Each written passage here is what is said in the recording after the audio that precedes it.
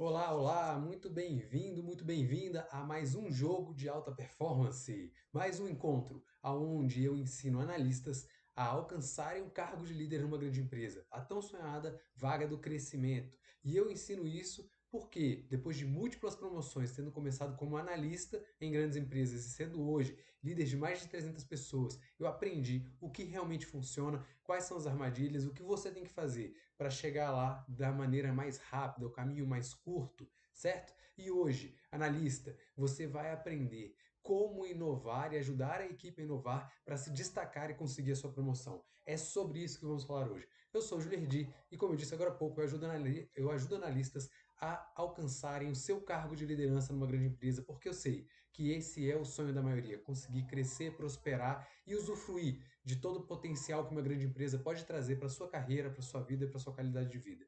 Indo direto ao ponto, pessoal.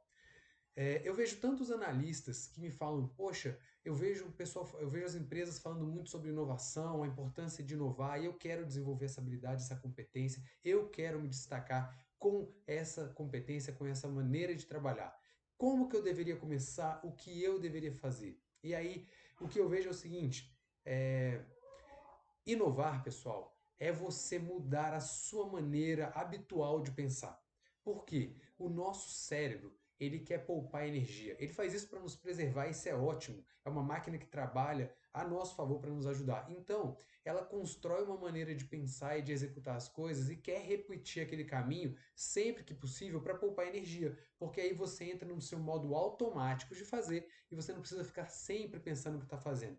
Por exemplo, imagina sobre como você quando você aprendeu a andar de bicicleta. Para aprender a andar de bicicleta a primeira vez, eu tenho uma filha, né, a Alice. Ela tem 7 anos, ela anda de bicicleta, mas ainda não tiramos as duas rodinhas da bicicleta. E está nesse desafio agora. E para ela é muito complexo andar na bicicleta sem as duas rodinhas e manter o equilíbrio. Para ela é muito complexo. Para mim, para minha esposa, para quem você que já está acostumado, é super simples. Você anda de bicicleta sem pensar, você anda de bicicleta contemplando a paisagem, pensando em alguma coisa, olhando para o outro lado. Você domina essa arte. Porque o teu cérebro, primeiro, colocou muita energia para entender como fazer. Caramba, eu tenho que pedalar, ao mesmo tempo minha mão tem que dar a direção, eu tenho que estar concentrado aqui se o meu peso está tendenciando para a esquerda, para a direita, para poder contrabalancear. No começo você foca só naquilo que você está fazendo e não pensa mais nada, não consegue olhar para mais lugar nenhum. Mas depois que você entendeu a mecânica e o teu cérebro acostumou aquele caminho de como executar andar de bicicleta, ele faz aquilo de maneira automática e te libera para pensar e fazer outras coisas. Só que você vai andar de bicicleta sempre da mesma vez. Se algum dia, ao invés de pedalar fazendo aquele movimento circular, né, orbital, se eu falar que você tem que ficar fazendo um movimento para frente e para trás, a tua mente vai ter que se concentrar nisso. E é aí que está a magia da inovação.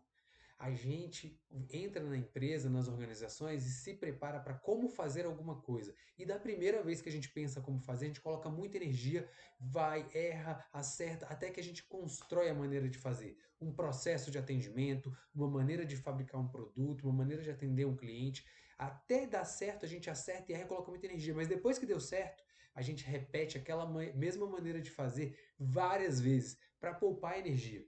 E aí, quando a gente fala agora mude, como no exemplo da bicicleta, ao invés de pedalar fazendo o movimento orbital, pedale fazendo para trás e para frente, na hora que eu peço a mudança, você tem que colocar muita energia de novo. E aí o que, que o cérebro pensa? Ai, caramba, isso vai me cansar, isso vai me dar trabalho. Eu queria tanto continuar fazendo do jeito que eu já fazia, porque funcionava. Para que, que vou mudar a maneira de pedalar? Ah, isso é invenção de moda, deixa isso para lá. E sabota a nova maneira de fazer, mesmo sem saber se ela é melhor ou pior. Volta ao velho hábito, porque aquilo poupa energia. É isso que o teu cérebro faz por você. Então, inovação é você quebrar o hábito de pensar sempre da mesma maneira, porque o teu cérebro quer fazer isso para poupar energia. E você precisa ativar isso na tua mente e falar, cérebro, eu estou disposto a investir energia nisso. Eu quero me tornar bom em inovação. E outra, cérebro, quem manda aqui sou eu, não é você. Eu sei que você quer me preservar, mas eu estou falando, vamos gastar energia, vamos ficar cansado, porque isso é o melhor para a gente agora. Qual é um grande erro que eu vejo, né? São as pessoas que caem na armadilha do que a gente chama de anticorpos da inovação. Você tá lá, né? Poxa, andar de bicicleta, pedalando de maneira orbital, funciona, é o ideal. E alguém fala, não, mas vamos fazer como se fosse um movimento de esqui. Sabe por quê? Porque quando você pedala fazendo um movimento orbital, às vezes o pedal bate, né, em algo que é muito baixo, tipo um quebra-mola ou um meio-fio, e pode te desequilibrar e cair. E dessa maneira, assim, esqui, além de você ficar numa altura um pouco mais alta, que não tem esse risco, ele economiza energia, ele otimiza o movimento. E aí as pessoas vão falar, não, algumas pessoas vão falar, a gente já testou outras maneiras de fazer e não deu certo. Essa é a melhor maneira, tem que continuar assim. Ou, olha, a gente sempre pedalou de maneira orbital e sempre deu certo, não inventa moda não. Essas frases são anticorpos da inovação, porque quando alguém traz ela, quem traz ela já não está disposto a colocar aquela energia que é necessária para a inovação. E quem escuta cai na tentação de falar: é mesmo, né? Eu ia botar energia, mas meu cérebro está aqui me convencendo de que eu não deveria. E aí se mantém naquele velho hábito. Então, o primeiro erro que eu vejo: identifique os anticorpos da inovação. Analista, não caia nessa armadilha, não seja você a pessoa que traz esse discurso. Ah, para que mudar? Tá dando certo. Ah, sempre foi assim. Ah, já tentamos e não deu certo. Talvez uma tentativa do passado foi feita quando a tua equipe, a tua área, a tua empresa não tinha maturidade suficiente para aquela inovação. E se você avançou, amadureceu e tenta hoje uma mesma coisa que não funcionou no passado, pode ser que ela funcione agora. Por isso que é tão importante. E você, analista, pode ser o fator de mudança, de transformação disso, se você assume esse discurso, essa postura, essa conduta de, olha, no passado não deu certo, mas hoje nós somos diferentes, somos outras pessoas, vamos tentar de novo? E vamos ter certeza se continua não dando certo ou vamos descobrir se há uma maneira melhor de fazer? Tenta e não seja apaixonado pela inovação, pela ideia, né? Seja apaixonado pela inovação, mas não seja apaixonado pela ideia. Ah, não, vamos continuar tentando até dar certo, vamos continuar tentando até dar certo. Tentou, não deu certo, volta. Essa é a beleza da inovação. Você não está acorrentado à mudança. Ou, pelo menos, pondere bastante antes de fazer uma mudança que te acorrente a ela. Quando você for fazer uma mudança que não tem volta, pense bem, pondere um pouco mais, mas também não deixe de ir pelo medo. Se todos os indicadores mostram que vale a pena tentar, vai lá e tente. Mas a grande maioria das mudanças não é assim. Você pode voltar atrás. Então, essa é um outro artifício importante que quando você colocar em prática, isso vai te colocar em evidência. Sabe por quê? Porque quase ninguém nas grandes empresas pensam assim. Quase ninguém. Vamos tirar aí pontos fora da curva. Uma grande empresa de inovação como a Tesla, né, que faz carros elétricos, ou de repente como o Facebook, como o Google. Tirando esses pontos fora da curva, que são empresas que o core business dela, o negócio principal delas é inovação, tirando essa galera que vive inovação a todo momento, as outras grandes empresas, quase todas em sua maioria, não têm pessoas que têm a cultura da inovação. Então, quando você é analista, entende o que é um anticorpo da inovação, aquelas afirmações que sabotam a tentativa de inovar e você não traz elas, e quando escuta não se afeta por elas, e ainda adota um discurso para não, pessoal, não vamos fazer isso não, vamos tentar, você já está se destacando. Entende? Quando você tem esse comportamento, você já está em evidência e você vai ser percebido por isso. Então, esse é o primeiro erro, anticorpos da inovação. E aí, qual que é o segundo passo? Né? O primeiro passo é você quebrar o velho hábito de pensar e não cair nesse erro dos anticorpos da inovação. O segundo passo é você saber, entender que inovação é conectar pontos que estão desconexos. Então, quando você consegue perceber duas coisas que a princípio não estavam conectadas, ou que alguém não entendeu que tinha ali uma afinidade entre elas, e você percebe a afinidade e conecta elas, nesse momento você inovou. E por que eu estou te falando isso? Porque é importante que você desenvolva em você o hábito da inovação. Inovar em tudo, estar sempre com um olhar crítico do que poderia ser feito melhor e diferente, e ter paixão, prazer por isso. Porque se você não pratica inovação a todo momento, você não tem isso correndo na sua veia. Se você tenta ser inovador apenas 1 hora por dia, 2 horas por semana naquela reunião, você vai ter muita dificuldade, porque você não tem o hábito de ser inovador e o teu cérebro vai te sabotar por conta daquela história de poupar energia. Agora, se você está o tempo inteiro alerta, e eu digo no seguinte de que, ai meu Deus, não posso parar de pensar nisso. Não, simplesmente ativando a tua mente que, deixa eu ficar atento, uma solução que eu quero ter na minha vida é como pedalar de uma maneira mais eficiente e melhor. Pronto. Estou ativo a isso. Eu vou buscar respostas para fazer isso. Declarou para tua mente, para o teu cérebro que você quer encontrar essa resposta, Pronto, fique atento. E aí você pode estar no shopping e ver alguém fazendo um trabalho com um carrinho de limpeza do shopping. Olha que interessante aquela ferramenta, aquela maneira de fazer. Dá para conectar aquilo com a minha ideia de uma maneira diferente de pedalar. Às vezes você está no carro dirigindo e vê alguém passando de patinete e tem uma ideia. Às vezes você está num avião embarcando para uma viagem e vê lá na pista do aeroporto um carrinho diferente, um caminhão diferente, falando, nossa, olha só, aquilo ali serve para aquela solução que eu quero ter de uma maneira diferente de pedalar. Ou seja, esteja aberto a todo momento encontrar a resposta que você precisa para o problema que você quer resolver, para o problema que você quer inovar. Você precisa estar fazendo isso o tempo inteiro. Então, o passo 2 é esteja sempre atento para responder o problema ou para encontrar a solução que você declarou que você quer ter. E aí, o erro que eu vejo é isso. São pessoas que falam, eu quero ser um analista que inova. E aí tenta ser inovador 1 hora por semana naquela reunião de inovação. E sai dali e as respostas passam na frente dela, na frente dele, mas não se atenta. Por quê? Porque não ativou que comportamento inovador, ele é uma maneira de viver. Ele é quase que uma filosofia. Ele não é um momento da sua vida. Certo? Então esse é o passo 2. E aí a gente vai para o último passo, que é qual é a grande ferramenta que se você, analista, colocar em prática na empresa, você vai se destacar. É o brainstorming. Aí você vai falar, poxa, Júlio, brainstorming, mas isso aí eu já ouvi falar, já fiz vários, e cara, esse negócio não resolve tanto assim não. O brainstorming bem feito. Sabe por quê? Tem muita gente que conhece, né, o brainstorming, que é a ferramenta, tem gente que chama de toró de parpite, né, uma tradução livre para o português. O que é o brainstorming? É o momento onde você se permite ter qualquer ideia para um problema que você tem ali.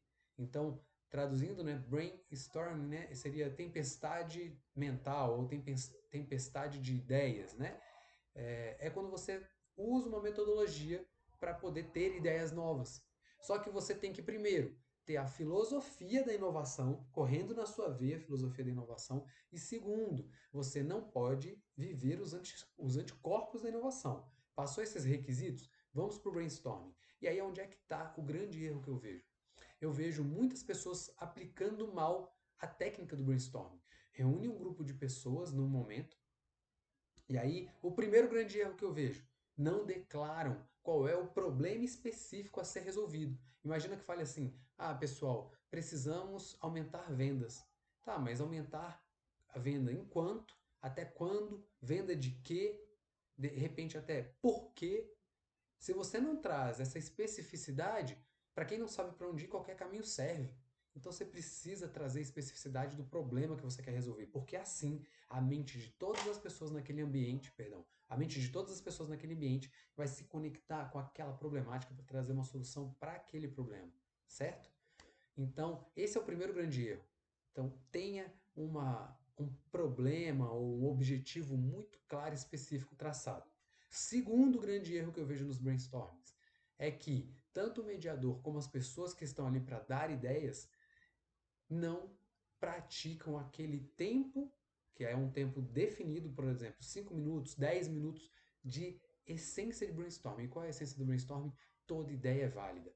As pessoas começam a dar ideias e já tem outras podando ideia, os anticorpos da inovação. Então alguém fala assim: ah, eu quero aumentar em 10% até agosto a venda de bonés vermelhos. Por quê? Ah, porque é uma campanha que a gente quer fazer, que vai coincidir com uma data comemorativa que vai ter em agosto, que vai ser muito importante, sei lá, corrida da Fórmula 1 no Brasil e a Ferrari vai vir, e a Ferrari está ganhando e a gente quer aproveitar essa onda. Digamos que seja isso.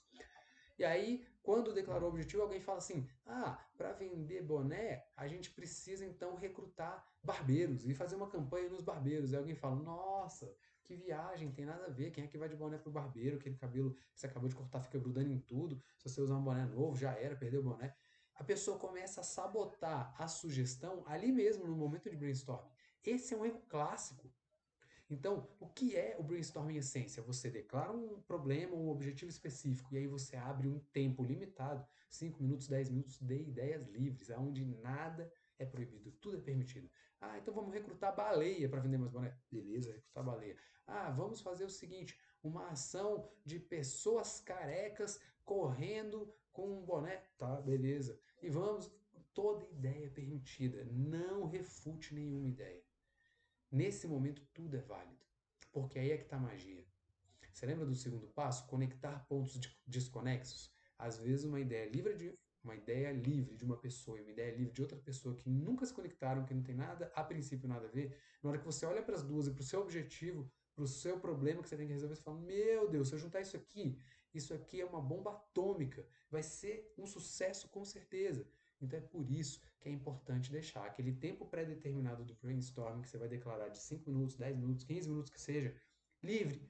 E aí, uma ferramenta muito boa para que não tenham anticorpos é, pessoal, pensem em qualquer ideia e escrevam no papel e vem colar ela na parede, ao invés de cada um ficar falando, porque vira uma confusão, é difícil registrar e uma pessoa escuta uma ideia de outra e fala: isso aí eu já tentei, isso não funciona.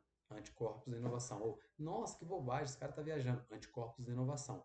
Essa técnica de colocar no papel e colar na parede é boa, porque durante aquele momento ninguém vai estar olhando a ideia do outro para ficar vetando ela.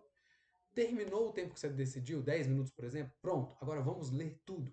Nesse momento, todo mundo já falou tudo o que queria. E todo mundo tem que só escutar, sem vetar. Só escuta. Aí você vai ler ideias muito pertinentes, ideias muito absurdas, mas às vezes nas ideias mais absurdas tem a sua melhor resposta. E você lê tudo com todo mundo só ouvindo. Terminou de ler tudo, aí sim, pessoal, quais dessas ideias aqui a gente vai levar para o segundo quadro ali, a gente vai colar no segundo quadro, por isso que usam tanto post-it.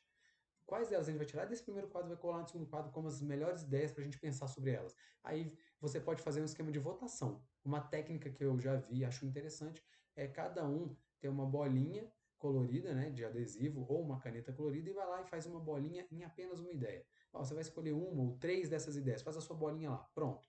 Depois você vai pegar quais foram as ideias do brainstorming mais votadas e vai levar para o segundo quadro. Então é o primeiro filtro que você fez sobre tudo aquilo. Mas o mais importante, contextualize as pessoas. Antes de abrir aqueles minutos de brainstorming, fala, pessoal, tudo é possível, tudo é permitido. Imagina um mundo onde o recurso não é uma restrição, nada é uma restrição, tudo é possível. Pense nas suas. O que você sugeriria nesse mundo onde tudo é possível para resolver esse problema ou para chegar nessa solução? Então, assim, você potencializa o brainstorming. E analista, por que eu estou te contando isso? Porque é uma técnica simples de aplicar, mas sofisticada de aplicar a filosofia dela. E eu estou te contando quais são os sabotadores dessa técnica e como fazer ela dar certo.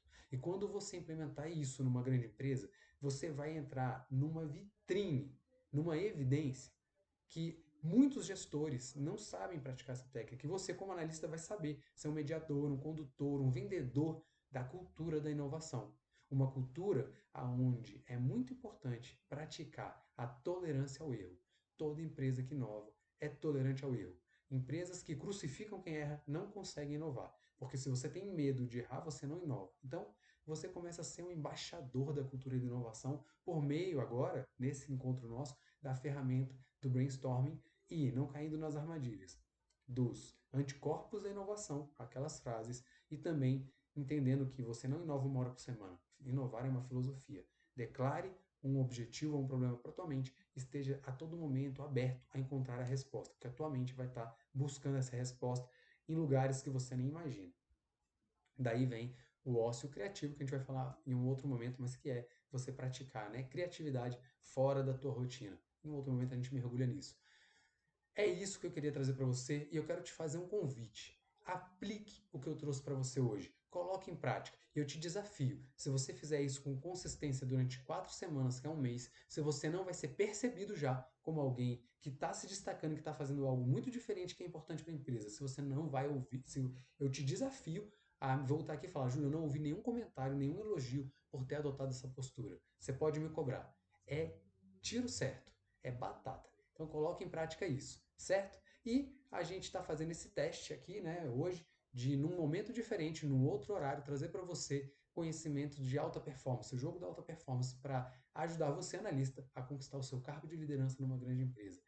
O que eu te peço em troca é apenas compartilhe, envie esse conhecimento, envie esse link para outras pessoas que você sabe que querem crescer na carreira, mas que não sabem como, ou aqui no nosso vídeo do YouTube, envie o aviãozinho para pessoas que você gosta e que querem crescer, mas que se sentem perdidas, mas que estão comprometidos com o seu crescimento. Porque eu estou 200% comprometido com você que escolhe crescer. Esse vai ser o melhor ano da nossa carreira. Fiquem com Deus e até mais. Até o nosso próximo encontro.